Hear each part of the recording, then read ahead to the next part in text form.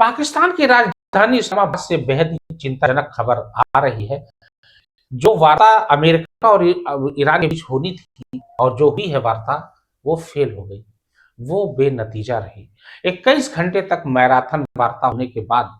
दोनों में सहमति नहीं हो पाई और दोनों इस बात पर अड़ गए। अमेरिका का कहना था कि हॉर्मुज से मेरा जहाज पास होना चाहिए और ईरान का कहना था कि हॉर्मुज से यूएस जहाज पास नहीं होगा। इसी बात को लेकर तनातनी इतनी बढ़ गई कि ये वार्ता पूरी तरीके से विफल हो गई। अब सोच लीजिए, अमेरिकी डेलीगेशन काफी भारी संख्या में आया था और पाकिस्तान की राजधानी इस्लामाबाद में यह मीटिंग हुई और बहुत ही हाई प्रोफाइल मीटिंग थी, क्योंकि अमेरिकी डेलीगेशन का नेतृत्व कर रहे थे अमेरिका के उपराष्ट्रपति जेडी वेंस और अमेरिका के राष्ट्रपति डोनाल्ड ट्रंप के दामाद जेरेड कुशनर, और अमेरिकी ईरानी डेलीगेशन का सब नेतृत्व कर रहे थे ईरानी संसद के अध्यक्ष मोहम्मद बागैर गालिबफ और ईरानी विदेश मंत्री अब्बास अराक्ची साहब। दोनों में वार्ता 21 घंटे तक चली और बात यहीं पर आकर अटक गई कि हॉर्मुज से यूएस जहाज पास नहीं किया जाएगा और अमेरिका इस बात पर अड़ गया कि यूएस जहाज पास होना चाहिए, नहीं तो यूएस में बेरोजगारी और आर्थिक स्थिति और उसके अलावा महंगाई बढ़ जाएगी और निश्चित रूप से दोनों की वार्ता विफल हो गई और ये आने वाले वक्त के लिए बहुत ही चिंताजनक है। जरा गौर से सोचिए, सोचने पर ही दिल दहल जाता है कि अगर ये युद्ध महायुद्ध में बदल गया तो निश्चित रूप से पूरे वर्ल्ड में तबाही आएगी, आर्थिक मंदी आएगी, बेरोजगारी बढ़ेगी, महंगाई बढ़ेगी, आम जनमानस का सर्वाइव करना बहुत ही मुश्किल हो जाएगा। एक बात मैं यहाँ कहूंगा कि युद्ध से कभी न किसी का भला हुआ है, न होगा, और शांति ही एक ऐसा मार्ग है जिससे सभी मनुष्य जाति का भला होना है। मैं तो ये अमेरिकी राष्ट्रपति और ईरान के जो सुप्रीम लोग हैं उनके राय के दाने के बराबर भी नहीं हूँ, लेकिन मेरी तो जहाँ तक मानना है और जो मेरी मानसिकता कहती है, यही कहती है कि शांति से ही हर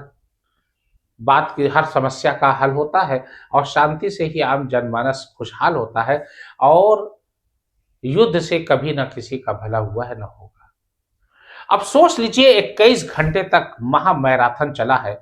दोनों तरफ से डेलीगेशन आमने सामने बैठे हुए थे और ये वार्ता हो रही थी पाकिस्तान की राजधानी इस्लामाबाद में और पाकिस्तान के प्रधानमंत्री शहबाज शरीफ वहां मौजूद थे। हालांकि उन्होंने बहुत कोशिश किया कि ये वार्ता सफल हो जाए, लेकिन ये वार्ता पूरी तरीके से विफल हो गई, क्योंकि शहबाज शरीफ जानते थे कि अगर ये वार्ता सफल हो गई तो इसका पूरा क्रेडिट पाकिस्तान को जाएगा और ये क्रेडिट लेना चाहते थे, लेकिन ये वार्ता पूरी तरीके से विफल होने के कारण निश्चित रूप से दोनों देशों के बीच तनातनी बढ़ गई। यूएस के उपराष्ट्रपति जेडी वेंस ने बिल्कुल साफ लहजे में कहा है कि ईरान को चेतावनी दिया है कि ईरान अब अंजाम भुगतने के लिए तैयार हो जाए। उधर ईरानी डेलीगेशन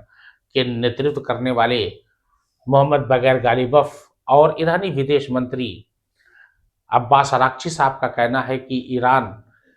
हर मुश्किल का सामना करेगा, लेकिन अपनी दूसरों की शर्तों के आगे झुकेगा नहीं। वो अपने स्वाभिमान से हमेशा जिया है और हमेशा स्वाभिमान से ही जिएगा। निश्चित रूप से अब तनातनी बढ़ी है और देश में, निश्चित रूप से दुनिया में यह तय हो चुका है कि आने वाला समय बहुत ही खतरनाक होगा, कष्टदायक होगा और आम जनमानस का जीवन यापन बहुत ही कष्टमय हो जाएगा, क्योंकि महंगाई, बेरोजगारी चरम सीमा पर पहुंच जाएगी और निश्चित रूप से इसमें मध्यम वर्गीय तो पिसाता ही है और निश्चित रूप से आने वाले वक्त के लिए मध्यम वर्गीय के लिए ये बेहद ही चिंताजनक का विषय बना हुआ